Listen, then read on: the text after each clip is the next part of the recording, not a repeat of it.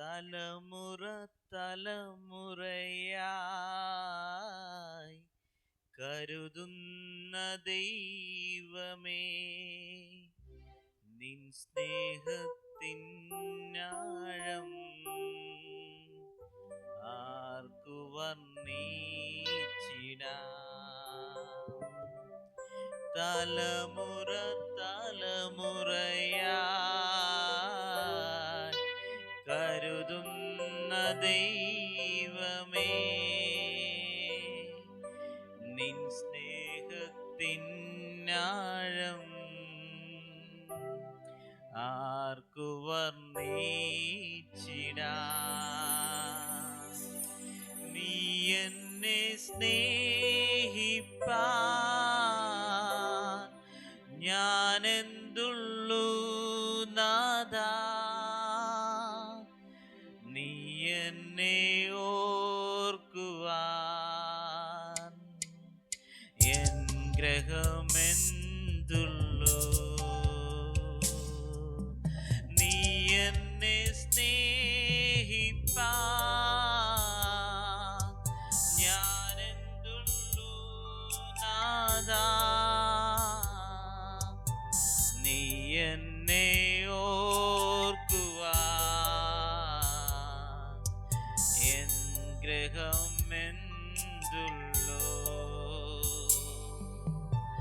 ഒന്നുമില്ലായ്മയിൽ നിന്നെന്നെ ഉയർത്തിയ നിൻ സ്നേഹം ഓർക്കുമ്പോൾ നന്ദിയാൽ പാടും ഞാൻ. ഒന്നുമില്ലായ്മയിൽ നിന്നെന്നെ ഉയർത്തിയ നിൻ സ്നേഹം ഓർക്കുമ്പോൾ നന്ദിയാൽ പാടും ഞാൻ. നീ എന്നെ സ്നേഹിപ്പാൻ ഞാനെന്തുള്ളൂ നാഥാ, നീ എന്നെ ഓർക്കുവാൻ എൻ ഗ്രഹമെന്തുള്ളൂ.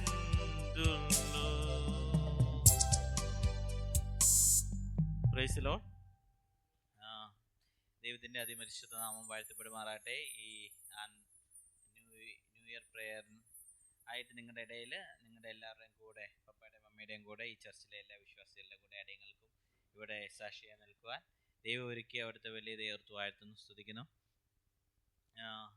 ഈ പാട്ട് എൻ്റെ ലൈഫിൽ ഈ 1 ഇയർ എക്സ്പീരിയൻസിൽ ഒത്തിരി ടച്ച് ചെയ്തൊരു സോങ്ങാണ്. എല്ലാവർക്കും മനസ്സിലാകുന്നുണ്ടല്ലോ അല്ലേ? ഓക്കെ. ദൈവം ഞങ്ങളെ സ്നേഹിപ്പാൻ നമ്മളൊന്നുമല്ല. ദൈവം സ്നേഹിച്ചുകൊണ്ട് മാത്രമാണ് ഈ 2026 കാണുവാനും ഞങ്ങൾക്ക് ഫാമിലി ആയിട്ട് ഇവിടെ കടന്നു വരുവാനും ദൈവം ഇടയാക്കിയത്. ഞാൻ എൻ്റെ ഒരു ചെറിയൊരു ഇൻസിഡൻറ്റ് ലൈഫിൽ നടന്ന 2025 നടന്ന ഒരു ചെറിയ ഒരു ഇൻസിഡൻറ്റ് ഇവിടെ പറയുവാനും അതെൻ്റെ ഒരു സാക്ഷിയെ പറയാനും ഞാൻ ആഗ്രഹിക്കുന്നു. 2025 January 2nd week, new year എല്ലാം കഴിഞ്ഞ് സെക്കൻഡ് വീക്ക് ഞാൻ ബാംഗ്ലൂരിൽ നിന്ന് എൻ്റെ കാർ ഓടിച്ച് ആനകെട്ടിയുടെ പ്രദേശത്തേക്ക് വരുന്ന ഏകദേശം ഞങ്ങളുടെ ആനകെട്ടി എന്ന് പറയുമ്പോൾ കോയമ്പത്തൂരിൽ നിന്ന് ഒരു 9 to 12 കിലോമീറ്റർ ഫോറസ്റ്റ് ഉണ്ട്. ഫോറസ്റ്റിൻ്റെ ഉള്ളിലൂടെയാണ് കാർ ഓടിച്ച് നമുക്ക് പോകേണ്ടത്. അങ്ങനെ കാർ ഓടിച്ച് പോയിക്കൊണ്ടിരുന്നു. രാവിലെ ഏകദേശം ഒരു 5:30, 5:45 ഒക്കെ ആയ സമയത്ത് ഞാൻ കോയമ്പത്തൂർ റീച്ചായി. ദെൻ ഇങ്ങനെ കാർ ഒരുവിധ സ്പീഡിലായിരുന്നു ഓടിച്ചു പോയിരുന്നത്. ഫോറസ്റ്റ് കഴിഞ്ഞ് ഒരു 6:45, ആ ഫോറസ്റ്റിൻ്റെ ഉള്ളിൽ റേഞ്ച് ഒന്നുമില്ല, മൊബൈലിന് റേഞ്ച് ഇല്ല. അവിടെ എപ്പോഴും വിസിബിലിറ്റി കുറവാണ്. നല്ല കർവാണ്. നിങ്ങൾ അവിടെ ആനയിട്ട് വന്നിട്ടുള്ളവർക്ക് അറിയാൻ പറ്റും. കുറച്ച് ഏരിയ മാത്രം. അപ്പം ഏകദേശം ഒരു 6:45 ആയ സമയത്ത് ഞാനൊരു ഫോറസ്റ്റിനുള്ളിലൂടെ ഒരു വലിയ ഇറക്കം ഇറങ്ങിക്കൊണ്ടിരുന്ന സമയത്ത് പെട്ടെന്ന് പന്നി റോഡിൽ കുറുക്കിയാടി. ഞാൻ പെട്ടെന്ന് വണ്ടി ഇച്ചിരി സ്പീഡിലായിരുന്നു, പെട്ടെന്ന് പേടിച്ചു പോയി. ഹാൻഡ് ബ്രേക്ക് ഇട്ട് വണ്ടി സ്കിഡ് അടിച്ച് 2 വട്ടം കാറ്റടിച്ചു, വണ്ടി ഇങ്ങനെ തലയും കീഴായിട്ട് മറിഞ്ഞു. ഒരു 5 മിനിറ്റ്സ് തല കീഴാന്ന്. വണ്ടി ഇങ്ങനെയായിരുന്നു, ഇങ്ങനെ ജസ്റ്റ് ഇങ്ങനെ ഇരുന്ന വണ്ടി, ഓടിക്കൊണ്ടിരുന്ന വണ്ടി ഓപ്പോസിറ്റ് തിരിഞ്ഞ് ഇങ്ങനെ മറിഞ്ഞു. ഞാൻ മാത്രമേ വണ്ടിയിലുള്ളായിരുന്നു. ഒരു 10 മിനിറ്റ്സ് എനിക്ക് ഒന്നും എന്താ നടന്നേ എന്നുള്ളൊരു ഓർമ്മയില്ലായിരുന്നു. ജസ്റ്റ് ഒരു ലോസ് ഓഫ് കോൺഷ്യസ്. പെട്ടെന്ന് പിന്നെ കണ്ണ് തുറന്ന് നോക്കിയപ്പോൾ പെട്ടെന്ന് വണ്ടി മറിഞ്ഞെന്ന് എനിക്ക് മനസ്സിലായി. ഞാൻ ആദ്യം ഒന്ന് അനങ്ങാനെല്ലാം ശ്രമിച്ചു, സീറ്റ് ബെൽറ്റ് എല്ലാം ഇട്ടു. ഞാൻ നോക്കുമ്പോൾ വണ്ടി ഓഫായിട്ടില്ല, വണ്ടി റണ്ണായിട്ടേ ഇരിക്കുകയാണ്. ഐ മീൻ എൻജിൻ റണ്ണാകുന്നു, വണ്ടി മറിഞ്ഞ് കിടക്കുന്നു. ഞാൻ മെല്ലെ എൻ്റെ ഹാൻഡ് റെസ്റ്റ് വെക്കുന്ന അവിടെ മെല്ലെ പിടിച്ച് മെല്ലെ എഴുന്നേറ്റ് ഗ്ലാസ് ഒരുവിധം ഓപ്പൺ ചെയ്ത് വെളിയിലേക്ക് നോക്കി ആരെങ്കിലും. ആ സമയത്ത് അവിടെ നമുക്ക് ഹെൽപ്പിന് വിളിക്കാൻ ഫോണിന് റേഞ്ച് ഇല്ല. ഫോൺ എവിടെയാണെന്ന് കാണുന്നില്ല. വണ്ടി കീഴായി കിടക്കുന്നതുകൊണ്ട് എല്ലാം മാറി കിടക്കുന്നു. ആ കൂടെ നമ്മൾ പേടിച്ചു. അതെല്ലാം ഒരു ഗ്ലാസ് എല്ലാം മെല്ലെ തുറന്നു കഴിഞ്ഞ സമയത്ത് ഒരു 5 മിനിറ്റ്സ് ആയ സമയത്ത് ബൈക്കിൽ 2 പേര് ട്രാവൽ ചെയ്ത് പോകുന്നു. അവർ റോഡിൻ്റെ ഒരു സൈഡിലാണ് കാർ മറിഞ്ഞിരിക്കുന്നത്. അവരത് മെയിൻറ്റെയിൻ ചെയ്യുന്നില്ല. ഞാൻ ജസ്റ്റ് ഗ്ലാസ് തുറന്ന് അവരെ കൈ കാണിച്ച് വിളിച്ചു, വേഗം വന്ന് വണ്ടി മറിഞ്ഞു, ഞാൻ ഇതിൻ്റെ ഉള്ളിലുണ്ടെന്ന് പറഞ്ഞ്. അത് അവർ കുറച്ച് മുന്നോട്ട് പോയി, പിന്നെ സ്റ്റോപ്പ് ചെയ്ത് തിരിച്ചു വന്നു. അവരെന്നെ പിടിച്ച് വലിച്ച് വെളിയിലിട്ട് കഴിഞ്ഞ്. ബട്ട് എനിക്ക് ഒരു കുറേ നേരത്തേക്ക് ഭയങ്കര ആബ്സെന്റ് മൈൻഡ് ആയിരുന്നു. എനിക്കൊരു ഫോട്ടോ എടുക്കാനും അങ്ങനെ എങ്ങനെയാണ് വണ്ടി മറിഞ്ഞ് കിടക്കുന്നതെന്ന്. അവരെല്ലാം ഓടി വന്ന് പിന്നെ എന്നെ പിടിച്ചുകൊണ്ടിരുത്തിയിട്ട് എല്ലാവരും എന്തെങ്കിലും പറ്റിയോ, കാലിന് എന്തെങ്കിലും പറ്റിയോ, കൈക്ക് എന്തെങ്കിലും പറ്റിയോ എന്നുള്ളൊരു ഭയങ്കര സംസാരം. ഒരു ബസ് വന്ന് നിർത്തി, അതിലുള്ള ആൾക്കാരെല്ലാം എനിക്ക് എന്തെങ്കിലും പറ്റിയോ എന്നാണ്. വണ്ടിയിൽ ഇത് കണ്ടു കഴിയുകയാണെങ്കിൽ വണ്ടി മൊത്തത്തിൽ ഫ്രണ്ടെല്ലാം തകർന്നു ഇങ്ങനെ നടന്ന് ആ വണ്ടിയുടെ ഉള്ളിൽ ഇരുന്ന ആൾക്ക് എന്തെങ്കിലും അത്രയും ലൈഫ് വരെ ത്രെട്ടനിങ് ആയിട്ടുള്ള ഒരു സിറ്റുവേഷൻ ആയിരുന്നു എന്ന് പറഞ്ഞാൽ. പക്ഷേ എനിക്ക് ആ കൂടെ ഇവിടെ ഒരു ചെറിയൊരു സ്ക്രാച്ച്, അതിൻ്റെ ഒരു മാർഗം, ഒരു ചെറിയ സ്ക്രാച്ച്, ഒരു ചെറിയ പെയിനേ ഉള്ളായിരുന്നു. ഞാൻ മെല്ലെ നടന്നു നോക്കി, കാലെല്ലാം ആട്ടി നോക്കി, എനിക്ക് എന്തെങ്കിലും കഴിയും, എനിക്ക് വിശ്വസിക്കാൻ പറ്റുന്നില്ല. പിന്നെ ഞങ്ങളൊരു 5-6 പേര് കാറ് മെല്ലെ സൈഡിലൂടെ ചരിച്ച്, വേറൊരു 2 വണ്ടിയിലുള്ള ആൾക്കാരെല്ലാം വന്ന് കാറ് ചരിച്ചിട്ട് ഞാൻ മെല്ലെ വണ്ടി എടുക്കാൻ നോക്കുമ്പോൾ ഫ്രണ്ടിലെ കുറേ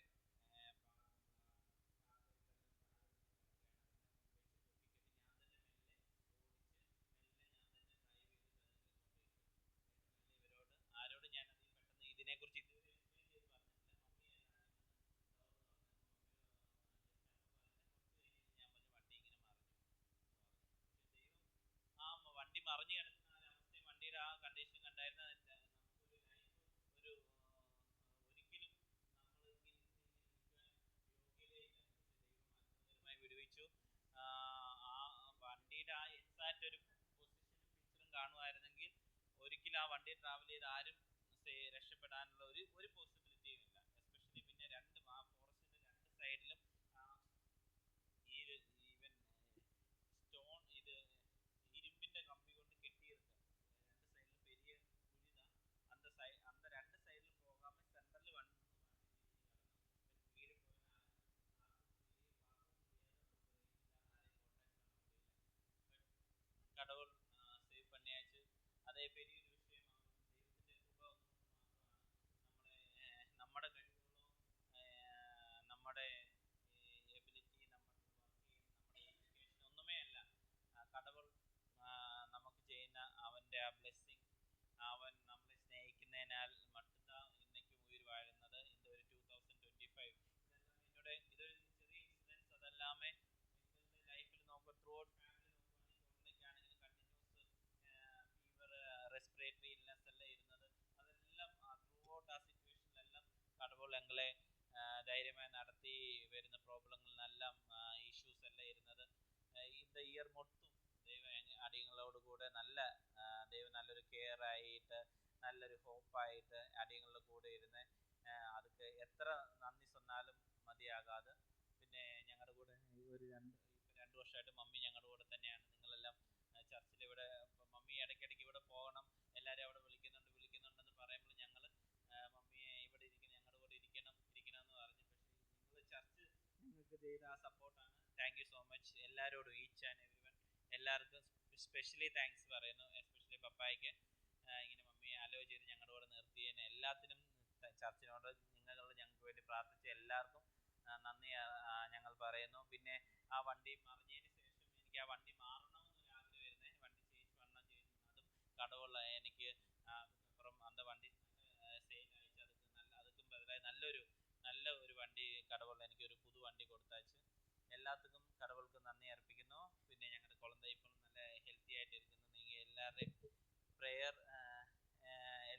ப்ரேயர் இனி 2026 கடவுளோட ஹிதம் என்னதோ நாங்கள் எங்கே இருக்குன்னு அங்கெல்லாம் கடவுள் என்ன நினைக்கணும் அது பிரகாரம் அவங்க டெஸ்ட் மணி ஆகிட்டு எங்கே இருந்தாலும் அங்கே அப்படியே இருக்கிறதுக்கு நீங்கள் எவரையும் ப்ரேயர்னு கேட்டுக்கொண்டு இன்னைக்கு எங்களுக்கு கிடைச்ச blessing 2026ന്റെ ഇത് വന്ന് ഇശയ്യാവ് 60 ചാപ്റ്റർ 16 വേഴ്സ് 11 60 പുസ്തകം 11 വാക്യം.